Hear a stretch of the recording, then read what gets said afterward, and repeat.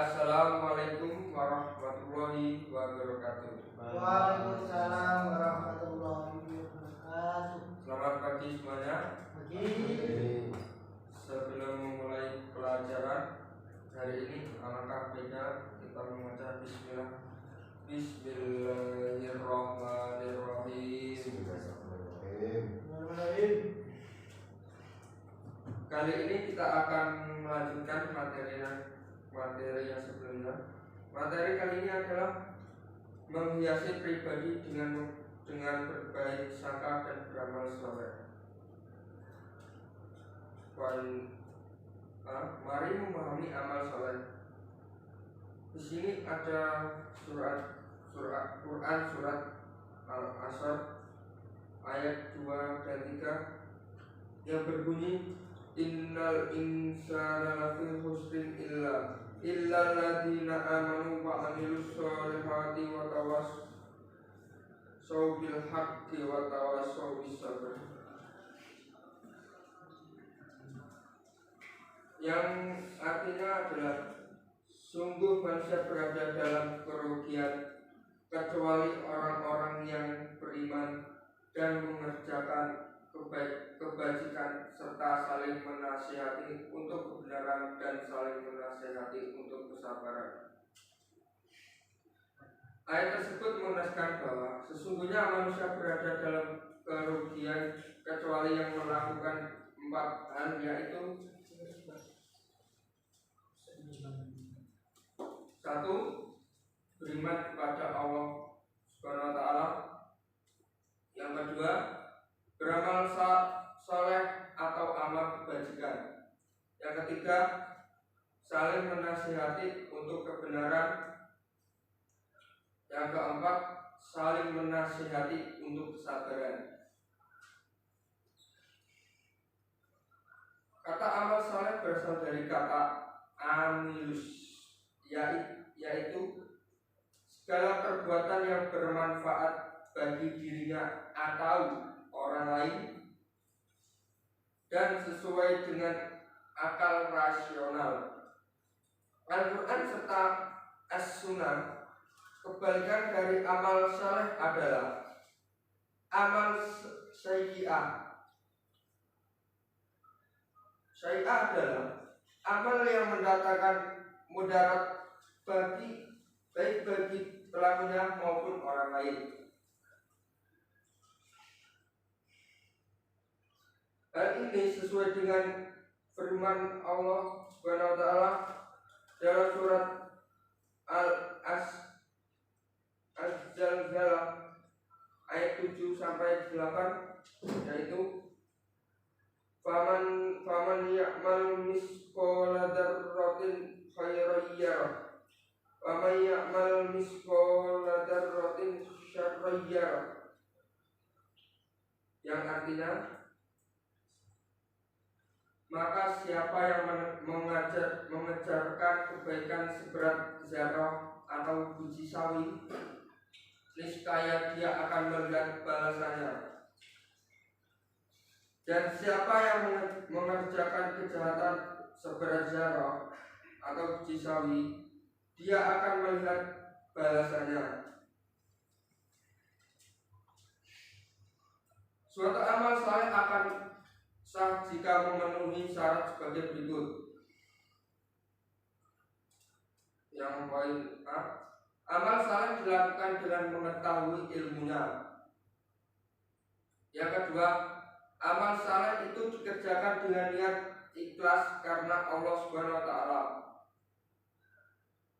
Yang C, amal saleh itu hendaknya dilakukan sesuai dengan petunjuk Al-Quran dan hadis.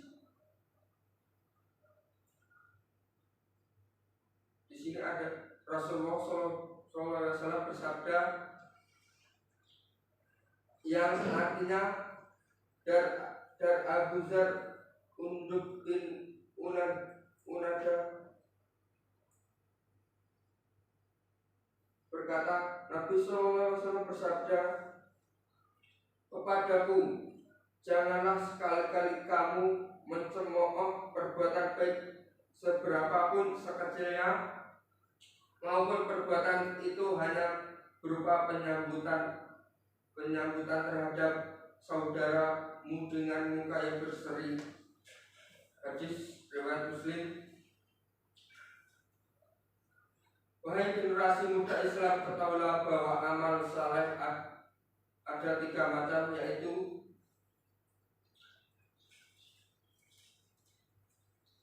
yang A, amal saleh terhadap Allah Subhanahu wa taala, yaitu menjalankan perintah Allah Subhanahu wa taala dan meninggalkan larangannya.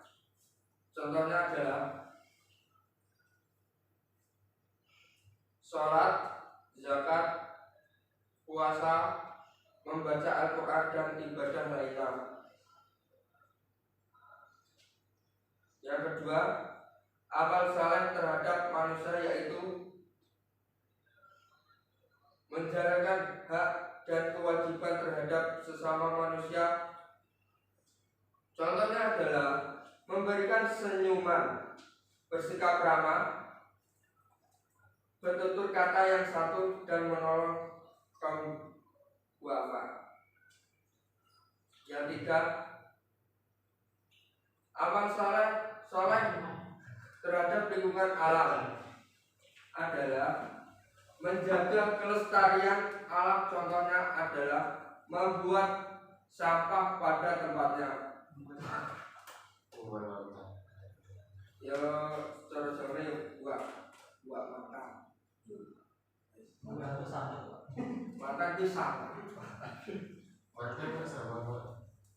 kan meninggalkan menyakiti kita kayak buah. Kalau kita yang mulia tadi. Gimana? Kalau kita yang mulia. Oh, berarti kamu yang buah. Berarti saya lanjutkan. Menjaga kebersihan, mendaur ulang sampah dan melakukan penghijauan. Pahala amal daerah akan terus mengalir selama orang yang masih hidup masih dapat memanfaatkan hasil kebijakan yang ia tinggalkan di dunia. Rasulullah Shallallahu Alaihi Wasallam bersabda yang artinya dari Abu Hurairah bahwa Rasulullah Shallallahu Alaihi Wasallam bersabda, apabila salah seorang manusia meninggalkan dunia, maka terputuslah segala amalnya kecuali 3 perkara, yaitu 1. Sedekah jariah, 2.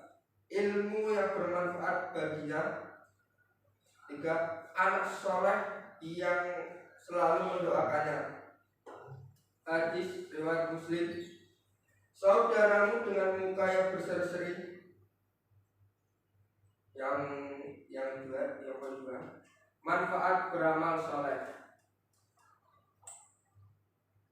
Yang pertama adalah diberi ampunan dan pahala yang besar oleh Allah Subhanahu wa taala. 2. Diberi tambahan petunjuk. 3. Diberi kehidupan yang baik dan layak.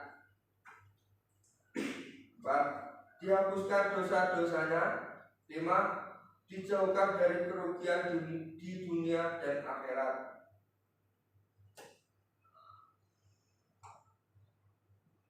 Jadi ini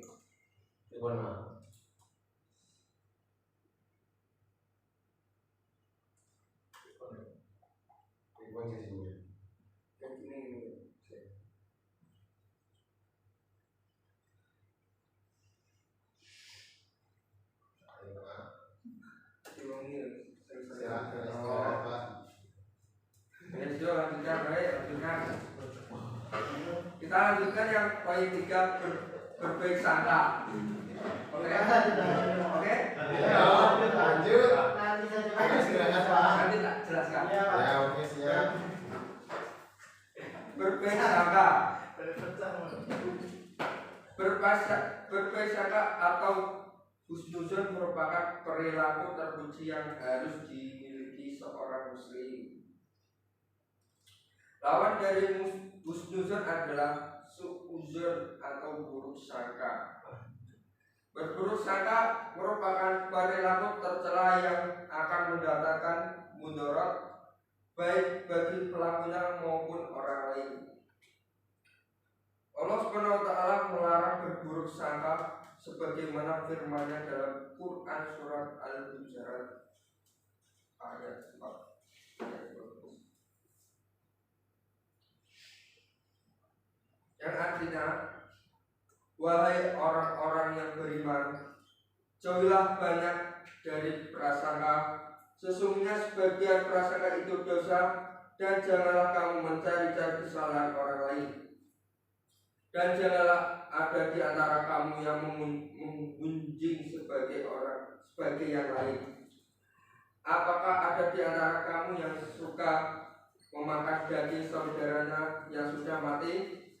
Tentu kamu merasakan jijik dan bertakwalah kepada Allah. Sesungguhnya Allah Maha penerima taubat, Maha penyayang.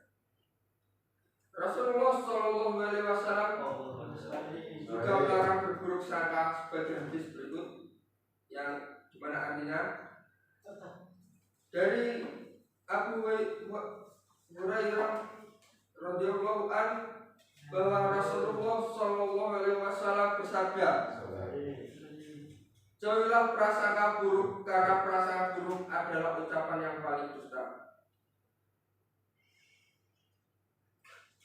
Berbaik sangka ada 3 macam, yaitu 1. Bentar, tak minum dulu.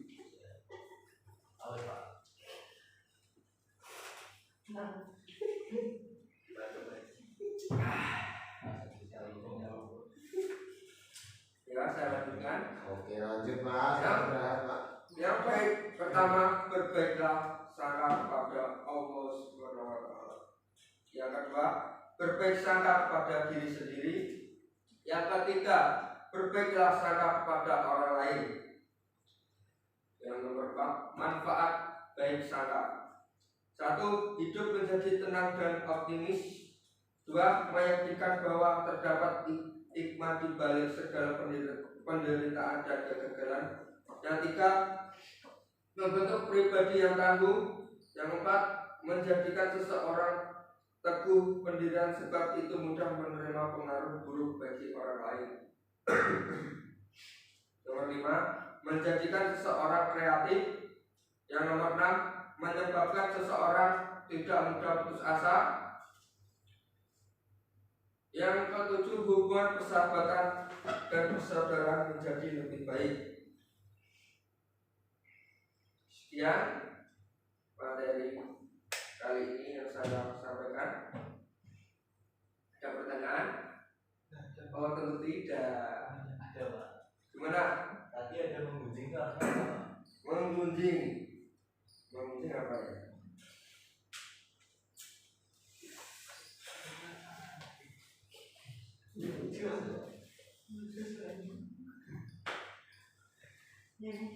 Bentar.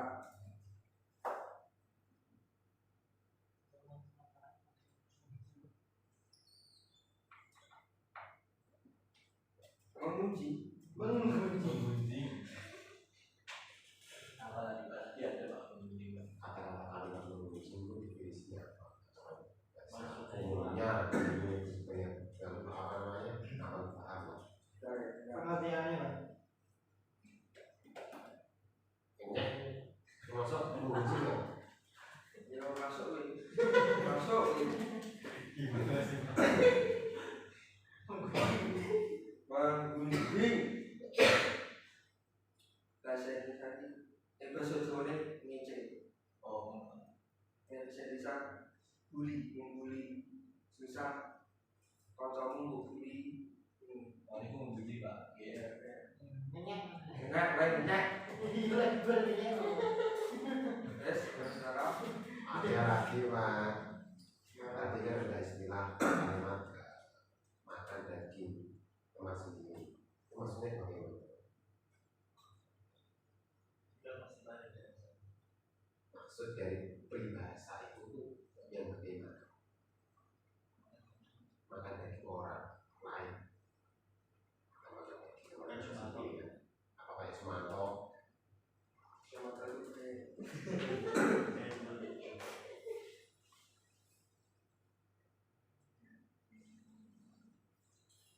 Apa ya maksud dari perintah makan daging orang lain? Teman sendiri. Teman. Teman.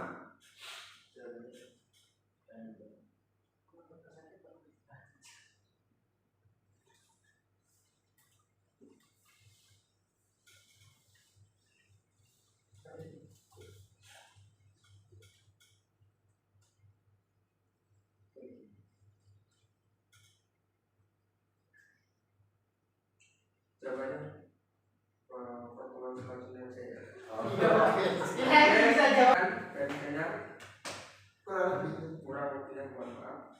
Wassalamualaikum warahmatullahi wabarakatuh.